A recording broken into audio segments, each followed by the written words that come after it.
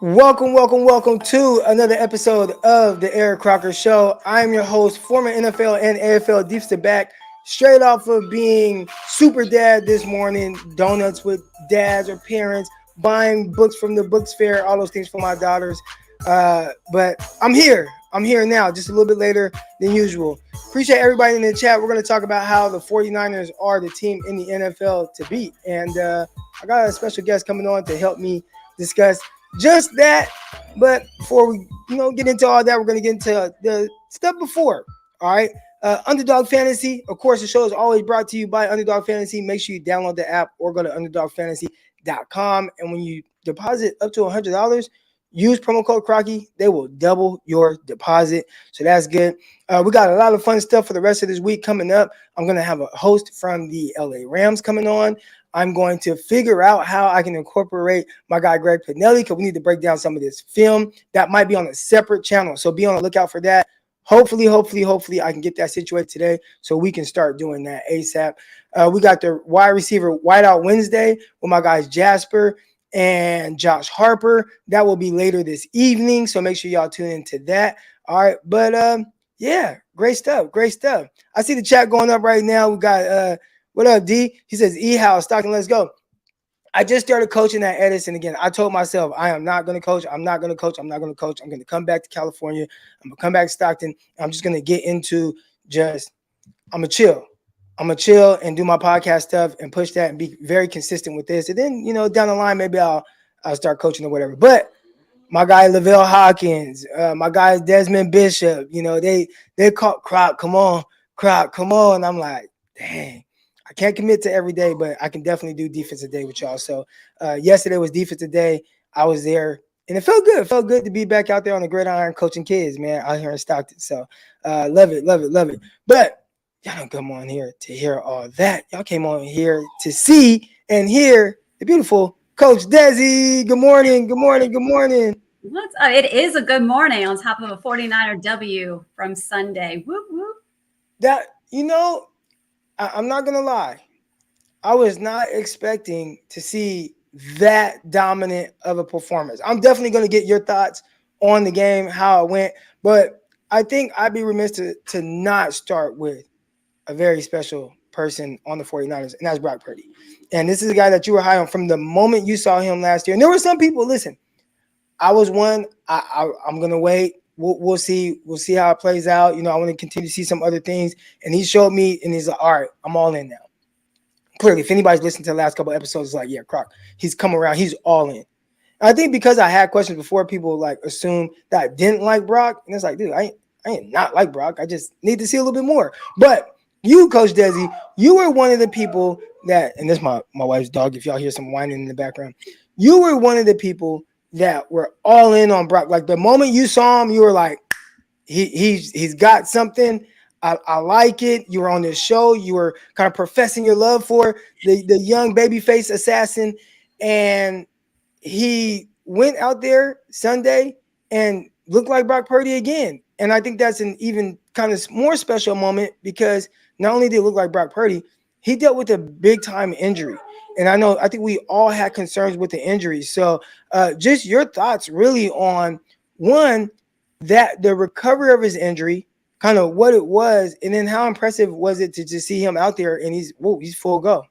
Yes, I think last year my direct quote was, I rock with Brock. I definitely like this kid. He is quick. He processes his vision. I just adored him. And of course, we all had that moment in the NFC Championship game where we just, it's like the Aaron Rodgers thing right now, the Jets fans. That's kind of how we were in that NFC Championship game. The air just came out of our sails, and it was tough. And so there was a lot of questions. And I know that people have been writing you about your doubts, but they're rightfully so. And so I kind of wanted to go over this.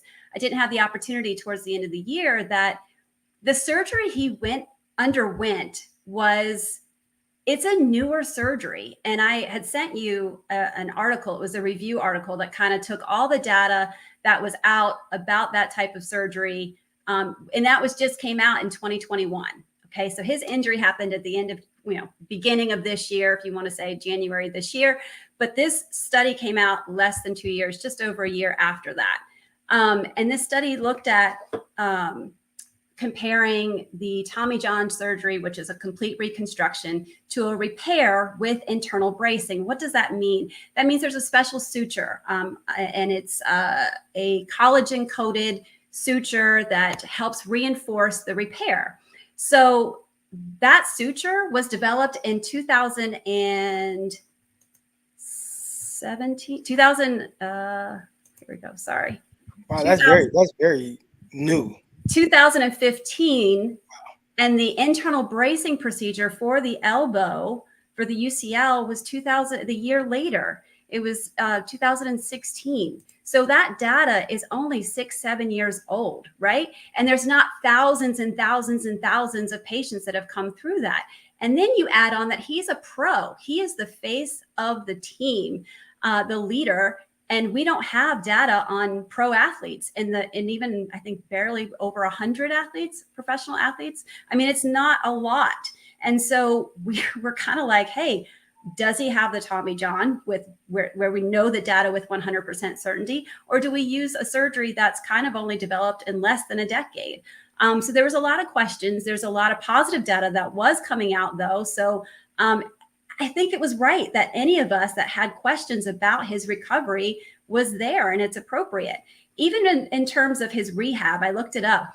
The rehab for this surgery specifically was developed in 2019.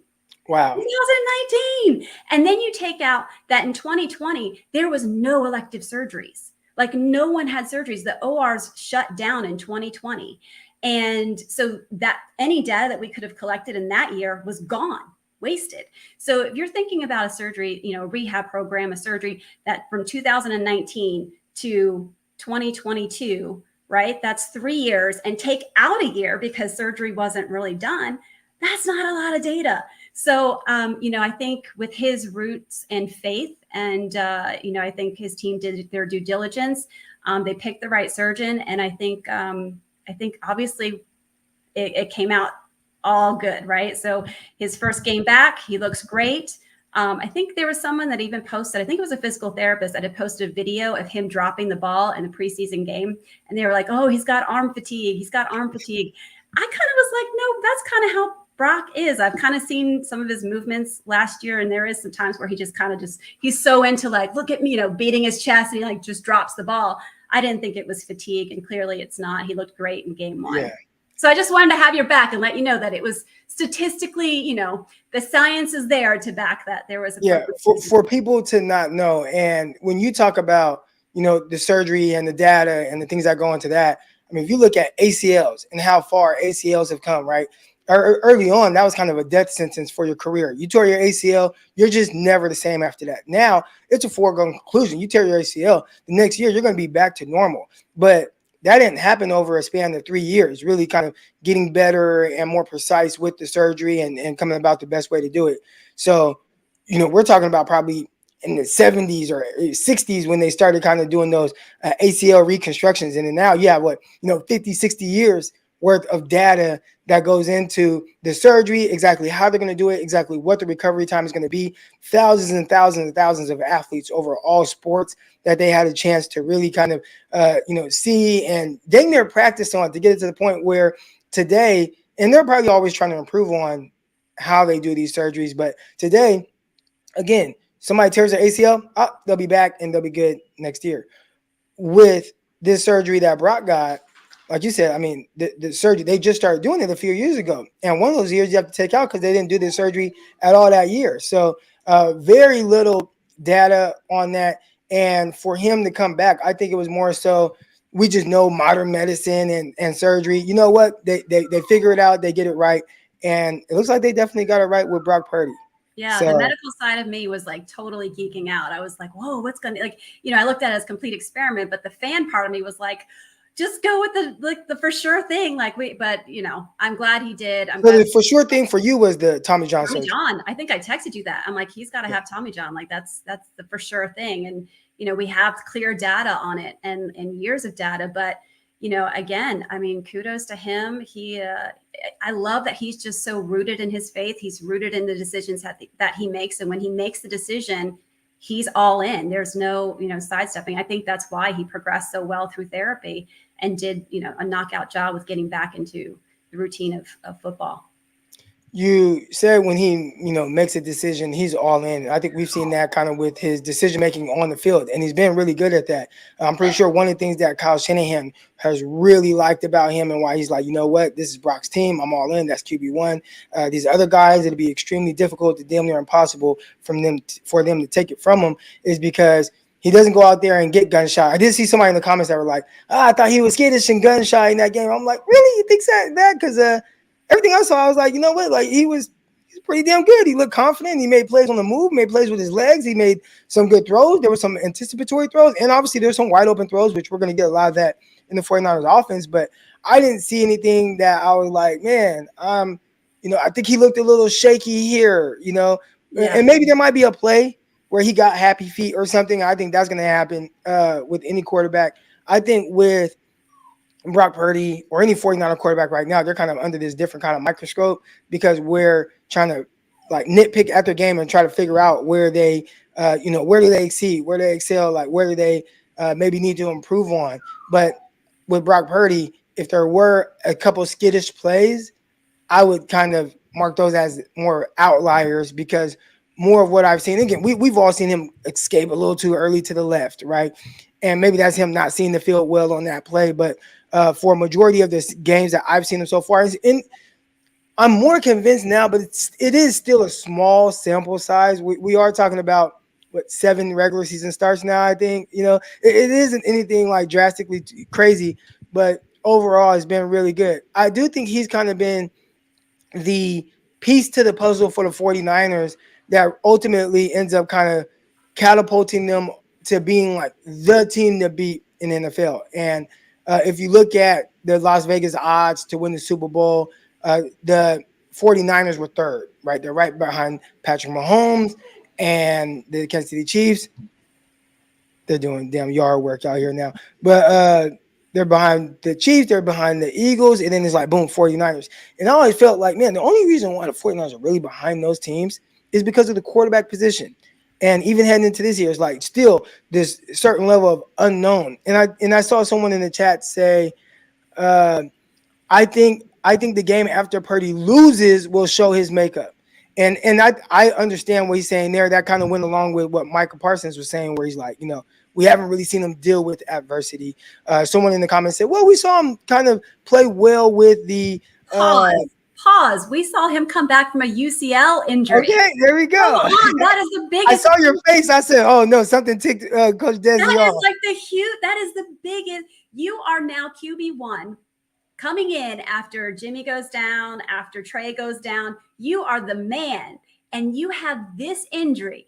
This isn't like a rib injury. This isn't a shoulder strain. This isn't a thumb injury. This is the UCL. Like, could be taking you out for a year, and you come back from that, and this is how you perform in your first game back. No, he knows how to handle adversity. He absolutely knows how to handle adversity and keep it going.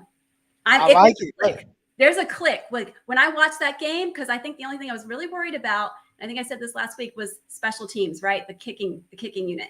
Moody came out, hit everything. I'm like, click, we are in place. This is our year. Quest for six. So do you view the 49ers like as a team to beat? We watched Kansas City on Thursday night. They had the opener, and you watch them, and it's like, I know they didn't have Travis Kelce. I know they didn't have Chris Jones, but it didn't look as smooth. And maybe that's, again, missing 2 of your best players, and you add Travis Kelce in there, maybe the offense just runs smoother. I know I felt it. I felt them not playing Travis Kelce, like it was clear. And then getting gashed up the middle is like, well, I think they feel not having Chris Jones. So I'm not going to go too far out on the limb and just say the 49ers just flat out better. But I do view them, the Chiefs, as a team that I'm not scared of. Like I remember when the 49ers played the Kansas City Chiefs in the Super Bowl in 2019, and I was scared of the Chiefs. Matter of fact, funny thing is, back then, and I always try to find the tweets because everything I've said, it's out there on Twitter. All right. And Coach Desi's now on Twitter. So y'all going to have to all give Coach Desi a follow. We just have to figure out how to find her account. All right. But back then I said the 49ers, I did this whole like, when the playoffs are starting, these are the teams I felt like would be in the Super Bowl. And it was like, this team's going to lose to this team's going to lose to this team's going to win, blah, blah. And in the Super Bowl, it's going to be the 49ers against the Kansas City Chiefs. And people are like, well, who's going to win that game? And I'm like, I don't know, right? But that was me. I just had this gut feeling. I was just scared of them. And I think 49ers clearly had a chance to win that game. Should have won, all right? But and even the next year after that, like I still like Kansas City Chiefs. I don't know. And why was that? But why was that? What was unsettled on our team that made you feel that way? There were two things. One, the playmaking ability of Mahomes and Tyreek Hill. Like it's just something that is just absurd, and it could strike at any moment. And then the 49ers not having a playmaking quarterback. And when you look at Jimmy Garoppolo, a lot of what he was, and listen, like I did with Brock Purdy that people hate, I wait to reserve judgment on a guy. I just want to figure out who he is. And even after, Jimmy Garoppolo, he won those 5 stars. I'm like, man, like Jimmy, like this is cool. And then you continue to watch and, you continue to gather more data. All right. And you start to see like, okay, I don't think he'll ever be an elite quarterback. You kept waiting for like that next step. And it's like, he may never be elite, but he is a good quarterback.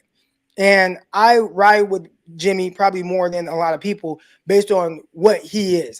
My expectations were not that of he's Mahomes or he's one of these guys. And I hope he doesn't have to go toe to toe with those guys because that would be probably trouble for the 49ers. And we ended up seeing that where we needed him to make some plays, make some throws, and he just was not that guy. So that's what scared me heading into the game. And I got to find those tweets because you could see it. Like, and somebody asked me, and I'm like, I'm not touching that game.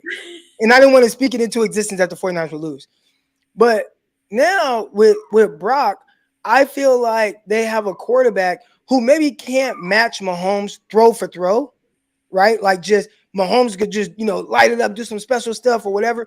But in the sense of how efficient Brock has run the offense and then his playmaking ability within the structure of the scheme, hitting open guys, just making the right throws at the right time. I think from that standpoint, that's where he's better than Jimmy, in my opinion, because I think they win in the same area for the most part.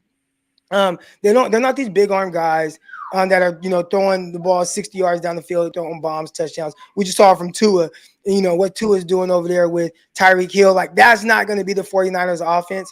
But does it have to be? No. And just can you be that extra player or 2 or 3 that are the difference? The plays that maybe aren't there, but then you figure out a way to either buy time or escape or whatever to make the play in that moment. And so far, Brock has checked that box off for me. So we'll continue, to watch him and see and collect more data and see if he continues to do it.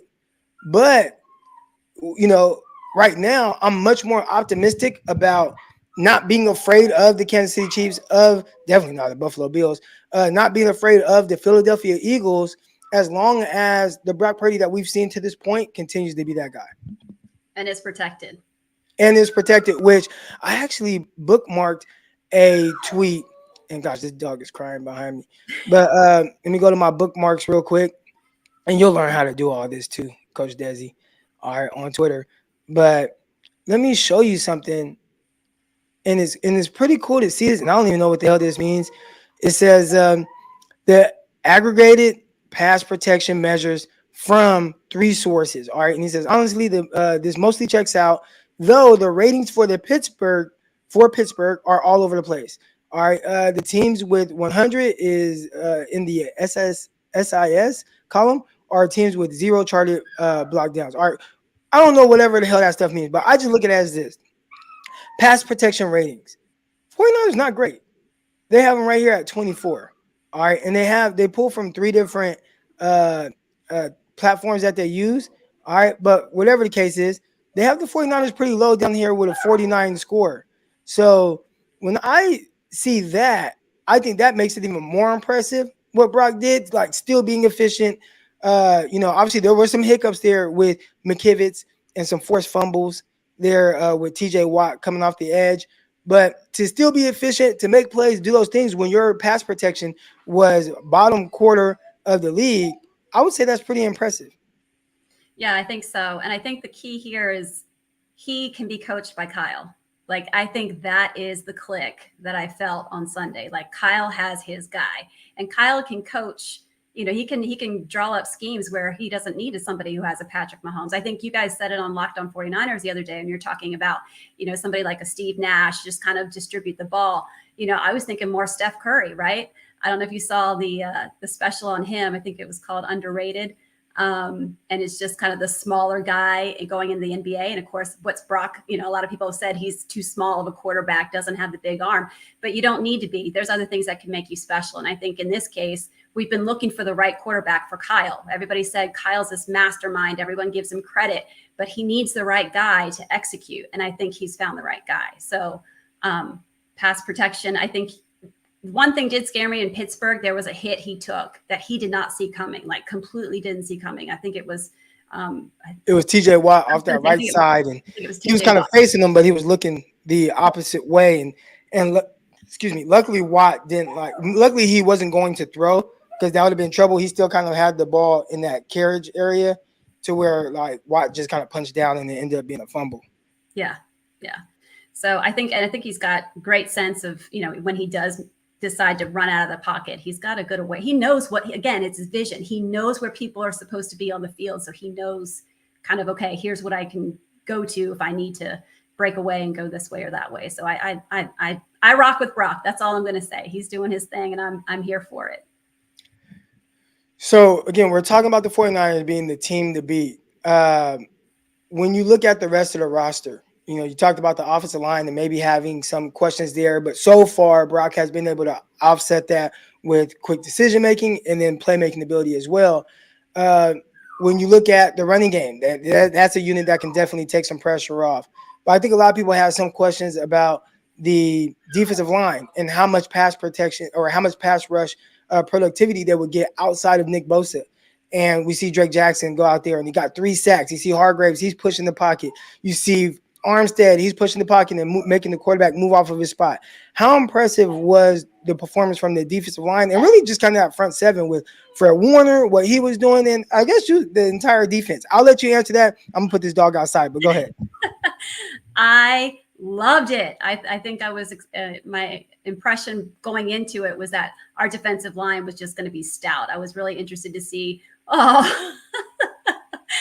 I was interested to see what Steve Wilkes was going to come up with. And I think he's got such great ingredients to build up this nice recipe of all kinds of situations that can put the defense in positions to, have interceptions, have batted downs, and rush the quarterback. I think the defensive line was just beautiful. I just loved it. I loved watching Drake Jackson. I love seeing, Eric Armstead was definitely there and present. He wasn't, his presence was felt, even though you didn't always see it.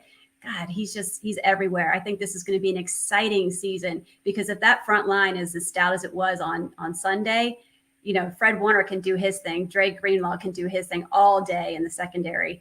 I think a little bit of questions, I think you had brought it up before about what's happening with the DBs, the safeties. I was happy to see Huff back there. I wasn't sure how he was going to look coming off of his knee swelling, but he did great. I think I'm excited. I love defense, so I'm always excited when we can have an exciting game defensively. So right now, if you look at this is Pro Football Talk's rankings, power rankings, they have the 49ers ranked number 1 in the NFL, with the Miami Dolphins behind them, the Eagles, the Jets, the Chiefs, and then the Cowboys at 6. Going back to Sunday, and I'm not sure how much of the rest of the NFL you were able to watch, but if anything that you've kind of picked up on things that are going on around the league, do you think the 49ers kind of properly ranked there after week 1? Again, we're talking about 1 week. We're talking about performance. Obviously, some of this is predicated on where the 49ers were kind of heading into this year, where everybody felt like they would be good. But 49ers sitting up there at number 1. Do you feel like, are you confident with that and how they'll really compete with teams throughout the rest of the year? We are the team to beat. period. I will say, I think it's going to be an interesting rivalry with the Cowboys this year. I think, Micah Parsons said after that game that, they were the number one defense in the NFL. And I was like, no, you're not. Although I will give him, I will say he had an incredible game and that, they shut him out and it was great. But no, we're the number one defense. Are the Cowboys, because, that's a team who I expect to be really good. The Dallas Cowboys, I feel like they've been good the last few years. Unfortunately for them, the 49ers defense has just been better than anything that, they have defense. I think it's been like the battle of the defenses, like which defense is going to be better, and the 49ers defense just been better. But they have been a really good team. Oh, and they're feeling like, look, dude, we're knocking on the door. We just have to figure out how to knock off the big bad 49ers. And when you watch the game against the Giants and you saw that defensive performance, I think they sacked the quarterback 7 times or something crazy like that. They had defensive touchdowns. They're flying around. Is that a team that down the line, I think we'll see them week 5. I don't want to look too far ahead, but is that a team that where you're like, you know what, that's the team that we have to continue to prepare for throughout this year? I mean, yes, obviously. I mean, they're in our conference, NFC, whatever I'm trying to say there. But he is, I think with our defensive line, we're going to put so much pressure on Dak that I think that it's going to take care of itself. But we have to keep getting him better. We're going to have to keep improving. Just because we're starting out power rankings number 1 does not mean that's where we're going to stay. Everything's earned.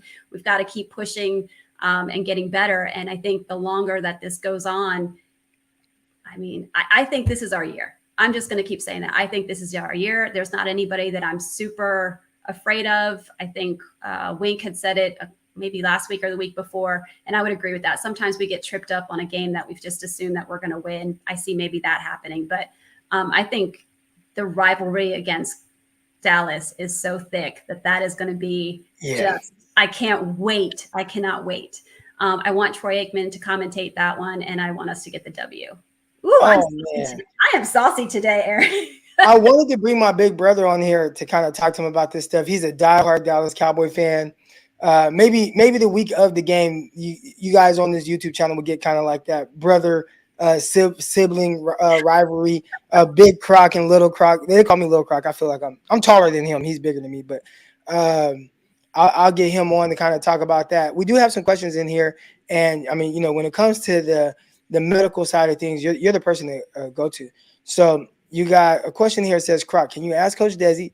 First of all, you can ask Coach Desi. You're asking it right now about the estimated recovery time for Aaron Rodgers. So if anybody has been kind of living under a rock, there were really high expectations for the New York Jets and Aaron Rodgers. And me, I always say on here before anything else, even before a 49er fan, like I am a football fan. I love football.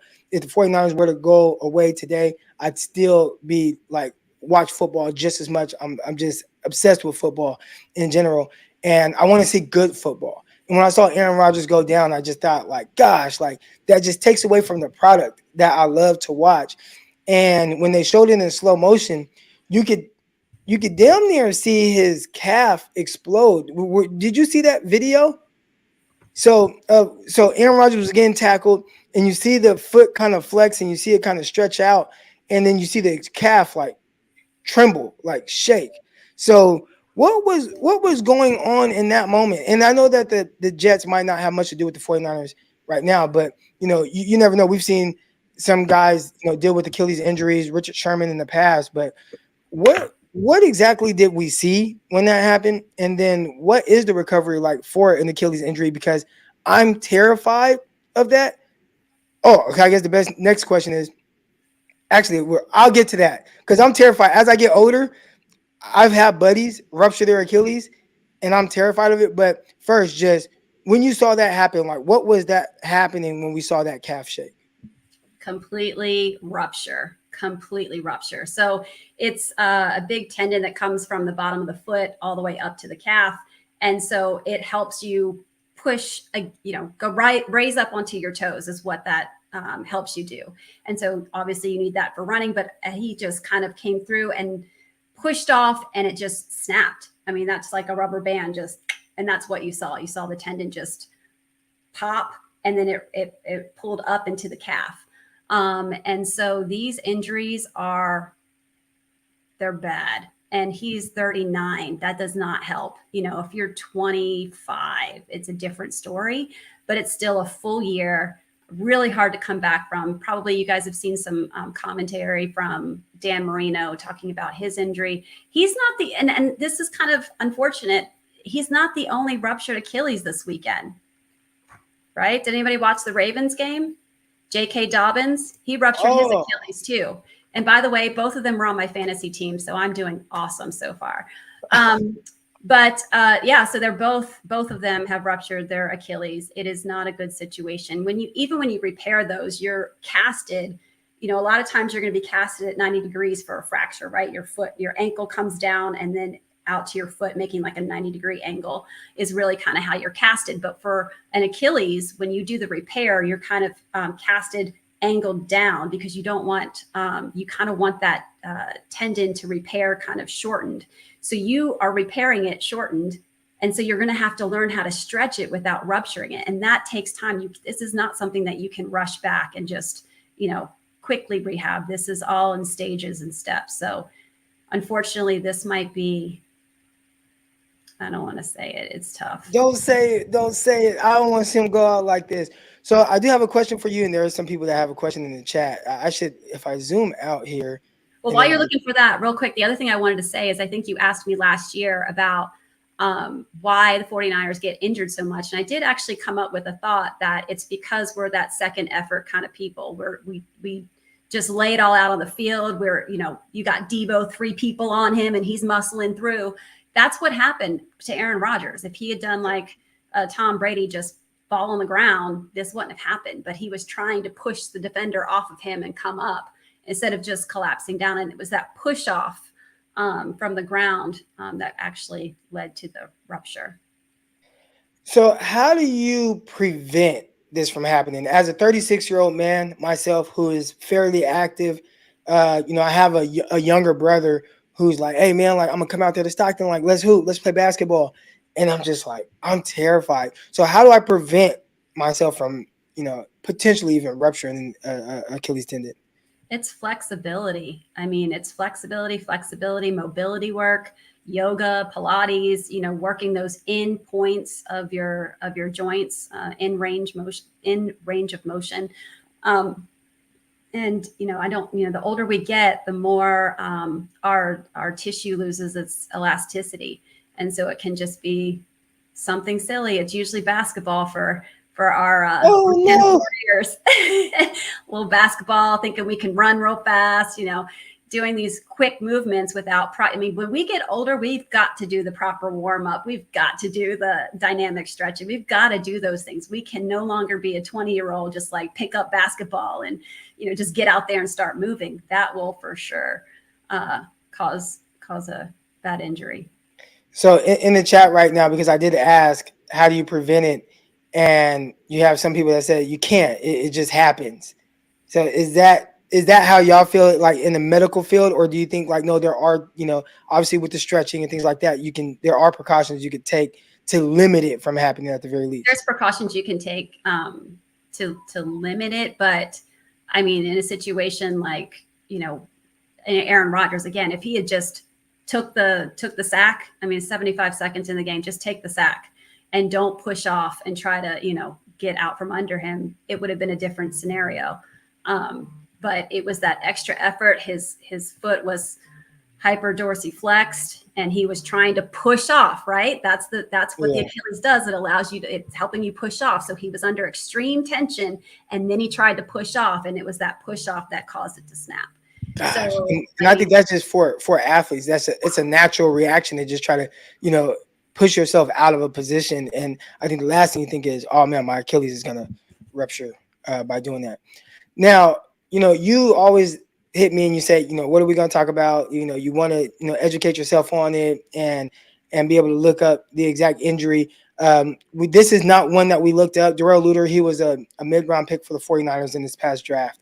And he got he hyperextended his knee. And then they talked about there being some kind of bruise or something like that. And it sucks. I can't tell you exactly what it is. I hate that. So, but I guess just in general, hyperextensions. I think that just happened with Travis Kelce as well. What exactly happens with an hyperextension of the knee? So hyperextension, you definitely worry about the cruciate ligaments. So the anterior cruciate, the posterior cruciate, also known as the ACL, PCLs. So that's the extreme. And it just depends on what that hyperextension looks like. But a lot of times it's, you've got your lower bone, your shin bone that's right underneath your femur bone. And so with a hyperextension injury, you can, that tibia can push back. And so that sliding back is what can disrupt the ligaments, but it also can cause the bones to kind of really crunch against each other and create that bruising in there.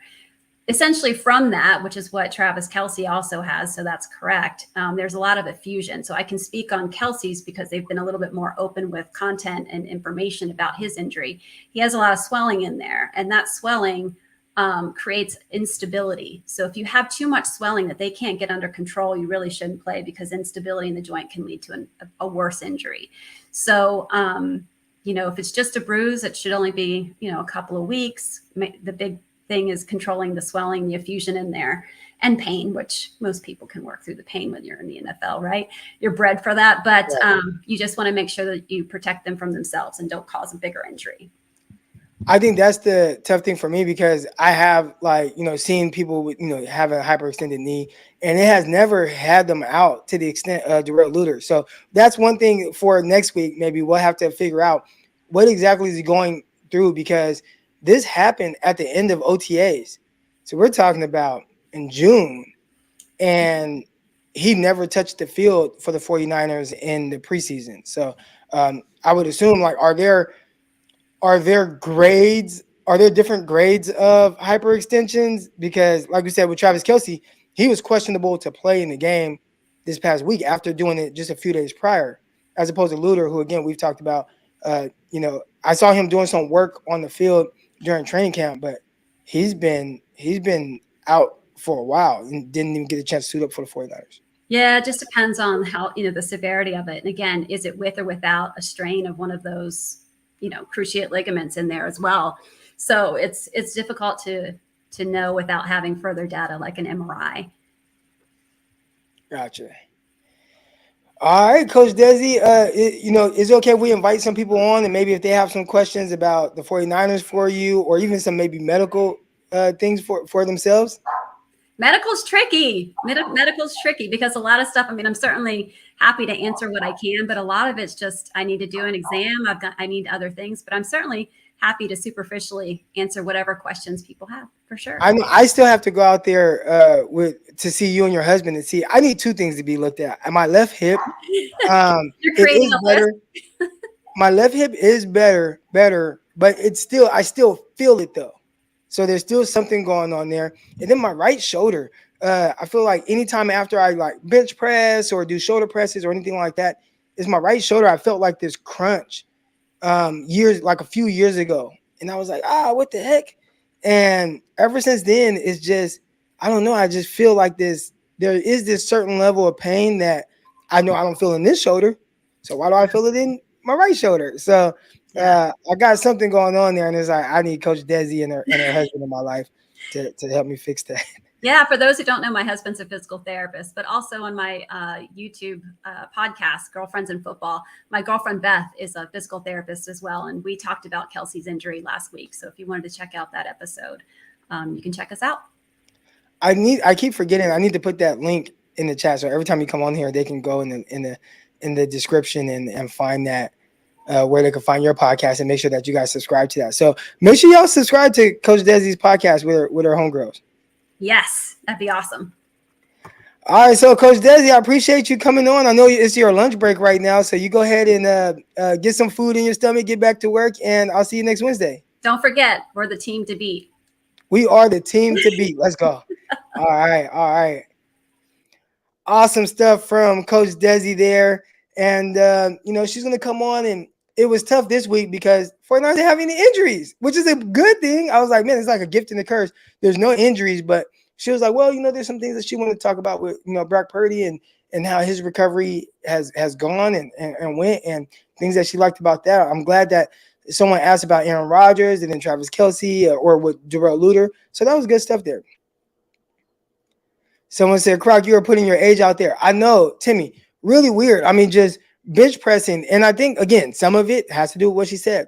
As we get older, we have to warm up a lot different / better than we did when we were younger. When I was younger, didn't matter. I can go out there, I can hoop all day without stretching at all. As I get older, I feel it more. I'm definitely way more sore if I haven't warmed up. I'm gonna be sore regardless. And then I get these like just little nagging things. For the most part, I'm healthy though. As far as I lift weights, I do things like I feel good. But the injuries I have were from maybe when I wasn't like as consistent with workouts. The hip, it was super random. I was overweight at the time. I was running with some kids, and I don't know what the hell happened. It's the most random thing. The shoulder, I was bench pressing, and I don't think I warmed up enough before I threw on like 225, and all of a sudden I just felt like this like crunch. And ever since then, it just hasn't been the same. It's been really weird. There was a question right here from Eric with a K. Says Cowboys always screw up in crunch time. I kind of wanted to address that because I feel like with like crunch time, it's like, when does crunch time matter? All right, like when is crunch time more important than the other? So is it always just the next game? And then if you don't win that game, then you can't win in the crunch time. Because a lot of people said this with Jimmy Garoppolo. And I felt like I saw Jimmy come through plenty of times in the clutch. But people would tell you like, no, he's not clutch. He's not clutch. He can't win in the big moments. So it's like, all right, well, or Kyle. They'll say Kyle Shanahan. Kyle Shanahan can't win the big game. Kyle Shanahan can't win the big game. Is the big game only the Super Bowl? Because is an NFC Championship game, is that not a big game? Is going on the road to Dallas in the divisional round game or wild card game a couple years ago on the road, you're the underdog. They got the highest scoring offense in the league, and you go into their house and you beat them. Like, is that not a big game? Is Dallas in San Francisco last year, with a rookie quarterback, is that not a big game? So, like, what exactly do we move the goalpost with crunch time or big game, or is it just got to win the Super Bowl? And that's the only big game that you can play in. Because if we're talking about the Cowboys, and Eric with a K says Cowboys always screw up in crunch time, I would say, was the playoff game, before the 49ers when they played Tampa Bay, was that not a crunch time game when they dismantled them and beat them? Just beat them down, right? And then obviously play the 49ers, you lose. But I'm trying to figure out, like, is it always the next game that ends up being the crunch time game or the big game? Because I feel like people kind of gloss over wins that I feel like were big wins. Croc, did you happen to actually, let me see. When I say crunch time, I mean like fourth quarter of a playoff game. So again, this is tough to me because I feel like, we've seen teams win in these moments. Like I saw the Cowboys win in the playoffs. They beat Seattle in the playoffs a few years ago. And I felt like that was, that game came down. It was like fourth quarter and they ended up winning that game. So it's like, does that game not count as a crunch time game where it was, fourth quarter, they end up winning, they beat Seattle in the playoffs? Like, does that game not matter? Is that not as crunch time? And I'm not trying to defend the Cowboys. It's just, I've heard this with Kyle Shanahan as well. It's like, Kyle Shanahan, he can't win the big game. I'm like, well, I've seen him win big games. Like, was week 18 a couple years ago with Jimmy Garoppolo and the comeback against the Rams, like, was that not a big game when it was win or go home? Hell, the week before that, it was damn near win or go home, right? With Trey Lance playing against the Houston Texans. Like, was that not a big game? Because it's like, oh, what's the Texans? Well, yeah, but the 49ers lose, they don't go to the playoffs. And then they had to come back the next week, and that was a big game, I felt like, because if you don't win that game, You go home. You don't go to the playoffs. And then they go to the playoffs. You play Dallas Cowboys. You don't win. You go home. They won. Then they won the next week. Like, I feel like this kind of big game thing, it gets a little weird. I think everyone has a different interpretation of it. And I think for a lot of people, it's the next game. Like, that's the big game, the next game. Croc, did you happen to, and this is from Snoopy, Croc, did you happen to go back and watch the Lambs versus Seahawks? Should we be worried? I have not. Now, I did watch a lot of that game because I want to say that was the 1 p.m. game. So between that game, there were another game I was flipping kind of back and forth with. But as someone who had talked up the Seahawks are coming. And again, here's one thing we don't want to do. We don't want to like overreact to week one. Really, you don't want to overreact to the first quarter of the season because a lot of these teams don't even play their players in preseason. And it kind of sucks, you know. But I don't know how much you can fully take away from it. Like even the Giants. Do I think the Giants are going to look like what they look like Sunday every week? No, no. I think we'll see a better version of the Giants. I think there'll be several teams where they look like maybe they were ready to go, then they end up being duds. Or maybe the team won't be as good. I think for the 49ers, it's a little different. I think we knew who the 49ers were coming into the season, and it was just like, all right, is Brock Purdy going to keep being Brock Purdy? If he does, like, this is team going to be one of the best in the league. He still looks like Brock Purdy. So it's like, okay, the 49ers, they're going to be ready to go. Dallas Cowboys heading into this year. This is the team Peacock and I. Full disclosure, we did, we think Cowboys might go to the Super Bowl. You know what I'm saying? And that was kind of independent thinking. Nicholas Winkler, he comes on every Wednesday, Winky Wednesday. So today is actually a Winky Wednesday episode. But he comes on Locked On 49ers. And he had asked us, he was like, Super Bowl, who y'all got? And I was like, man, I think maybe. And this was prior to the season. This was prior to week one. But I was like, maybe the Cowboys versus the Chiefs. And the only reason why I said the Cowboys is because, again, when we're talking about 49ers versus Cowboys, I have felt like the defense carried the 49ers. And I wondered under Wilkes and, certain things, will the 49ers defense take a step back? And if the 49ers were not the best defense in the league, could they continue to just throttle the Dallas Cowboys offense the way they have? And 49er fans have this view of the Dallas Cowboys where it's like, oh, they're not, Dak Prescott. But it's like they kick a lot of teams' ass. Like they kick ass. They have struggled for whatever reason against the Niners. And I think a big part of it is the 49ers defense. Like they just haven't had an answer for it. So when I made that prediction, that was based on, can the 49ers be the number one defense again? Like, probably not, right? Like maybe they probably won't be that good. And so we were like, I felt like that was at least my reasoning for like, man, I think Cowboys might be a team to represent the NFC in the Super Bowl. Now, you watch 49ers week one, and again, it's just week one, but they felt dominant, and it felt like another number one, top three defense that the 49ers are going to have. So because I saw that, hey, man, I changed my mind, 49ers to the Super Bowl. All right. But as far as the Lambs and Seahawks, I felt like we would see a better version of the Seahawks week one. I'm still not worried about the Rams. Like, I'm just not. But the Seahawks, we'll see. All right. Are they going to continue to play as poorly as they did week one? I watched the Cincinnati Bengals just get destroyed by the Cleveland Browns. Offensively, I mean, the Bengals can't do anything. The Browns and the Browns have invested a lot in their corners. They have good defensive backs. They get Juan Thornhill coming back. They turned up.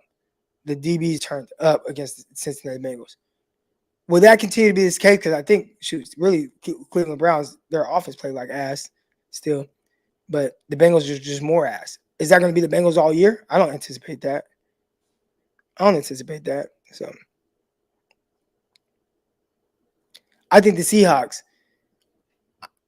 it looked weird week one, and it's like, crowd, you're hella wrong. But I ain't going to say like that's just them. We got to wait a few more weeks and see.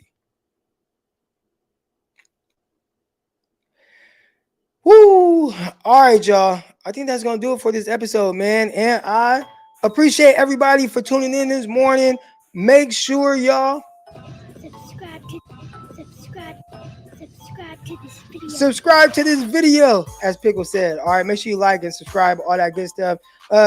Look in the link in the description or whatever, man. We got the audio version of this. It's on Spotify, it's on Apple, it's on all those platforms that y'all listen to. Underdog Fantasy, promo code Crocky. There'll be a deposit up to $100. We'll have another winner this week. I'll give that out Thursday or Friday, and for the $50 to Underdog Fantasy. But that's gonna do it. I'll see y'all tomorrow, 8 a.m. Let's get it. Oh, and I'll be on Bleach Report later this evening, 3 o'clock p.m. Pacific time. I'm out. Peace.